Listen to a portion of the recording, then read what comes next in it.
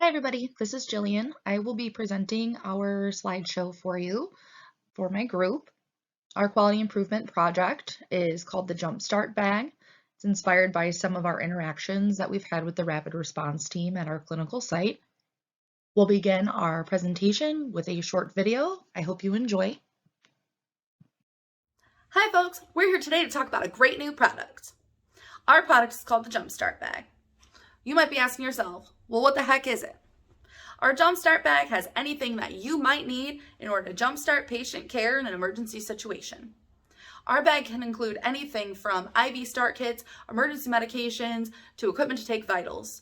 Pretty much anything you can think of in order to get your patient stable enough to get on to the next phase of care.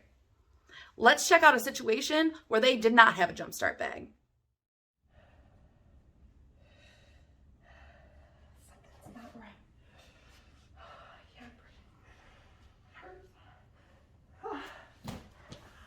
Hey, excuse me, someone just fell in the lobby.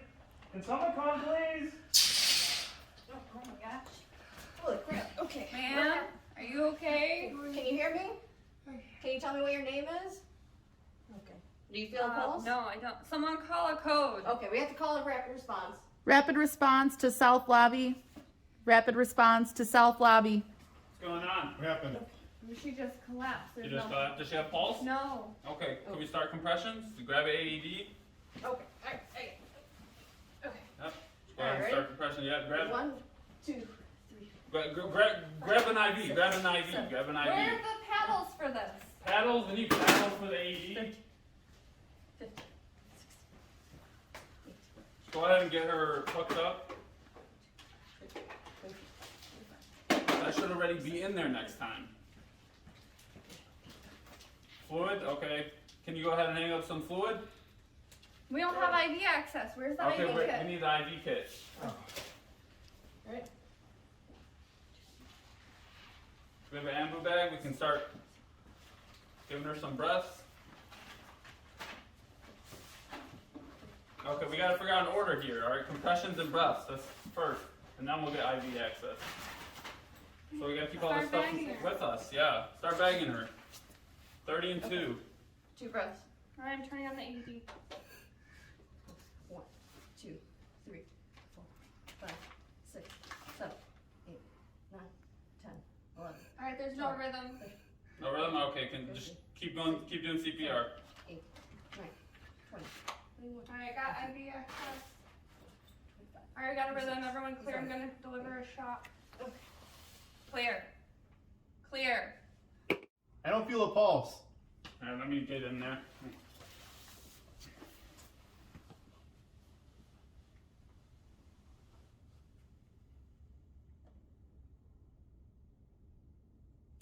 Yep, she's dead. Well, that could have gone better.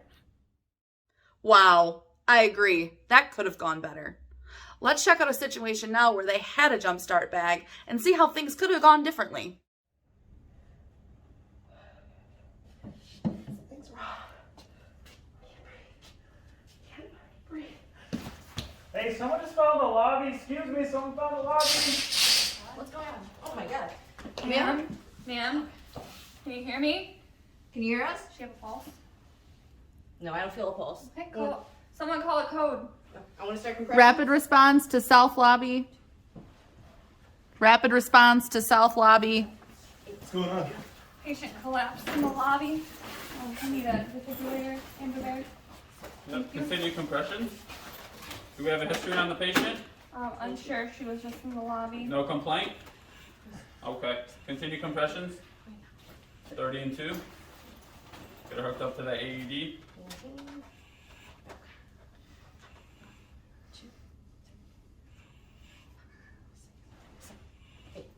Continue with analyzing the rhythm. Alright, no shock advised. Continue compressions. Brian, let's get some IV access. Probably that right arm right there. Yep.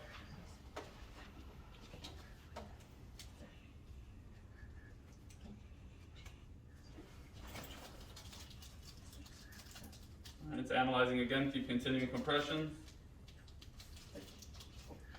No shock advised. Keep going. We said we have no history on the patient, correct? Okay, she just fell in the lobby. Got it. Alright. Some IV access. Okay. Let's get a milligram of epi once you get that IV.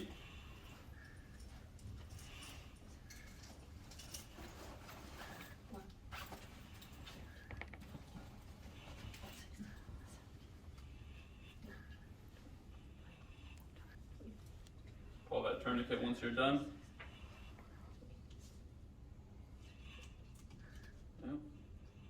Epi given. Epi given, okay. Continue compressions. Should be analyzing the rhythm here shortly.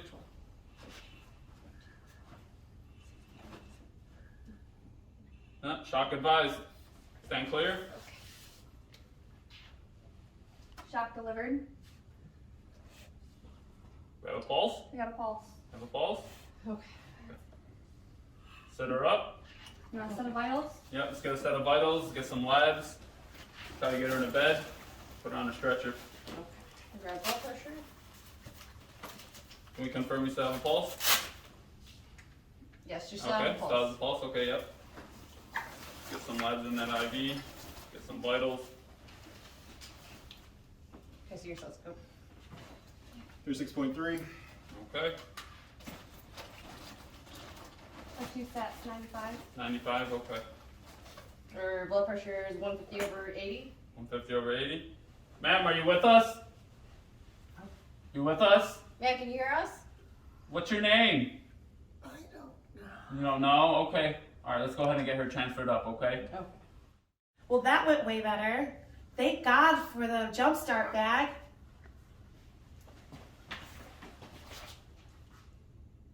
Wow, the Jumpstart bag was the star there.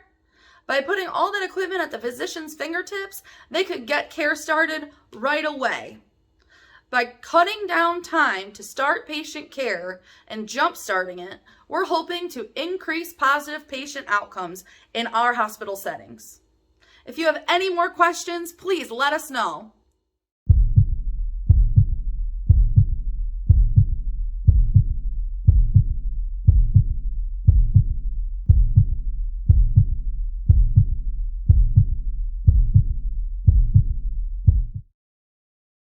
So as sort of demonstrated in the video, we have had plenty of interactions with the rapid response team where they'd get called to care for a patient, and a lot of times the proper equipment wouldn't be on hand and it would just delay patient care. So we saw, a need for improvement there.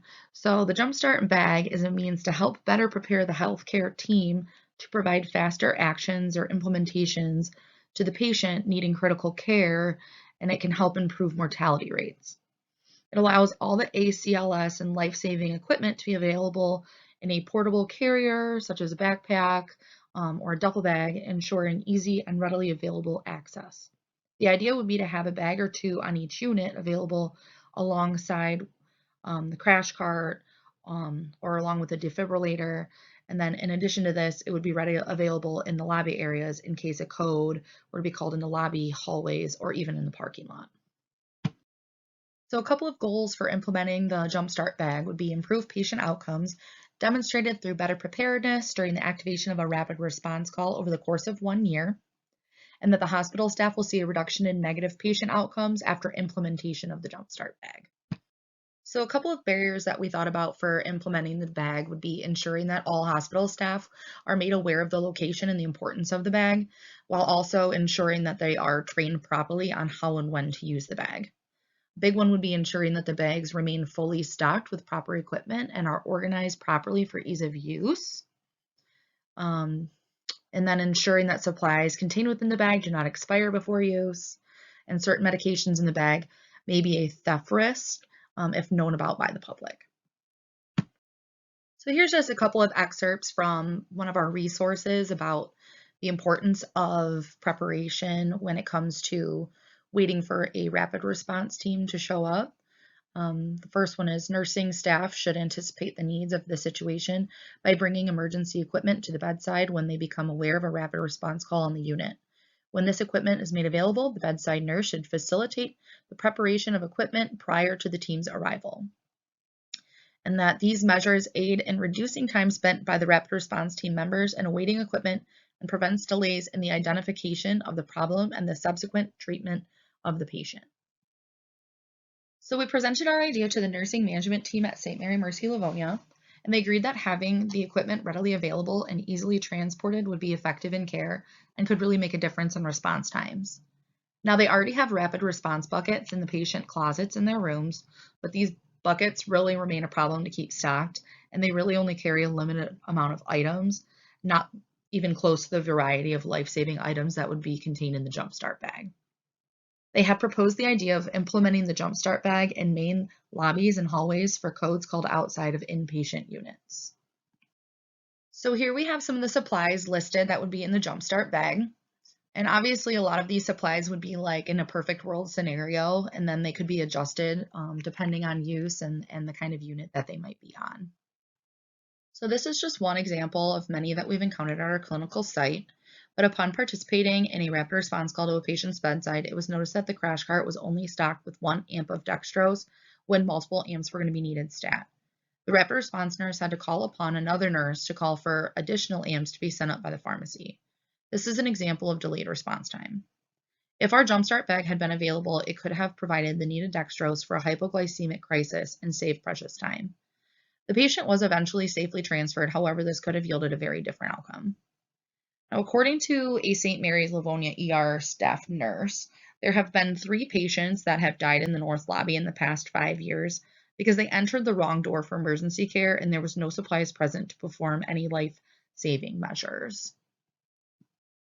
So that ER nurse was actually training on the rapid response team, and we did meet with them after speaking with the nurse management team about next steps, and they all seemed very on board with our idea and loved the idea of implementing it at our hospital.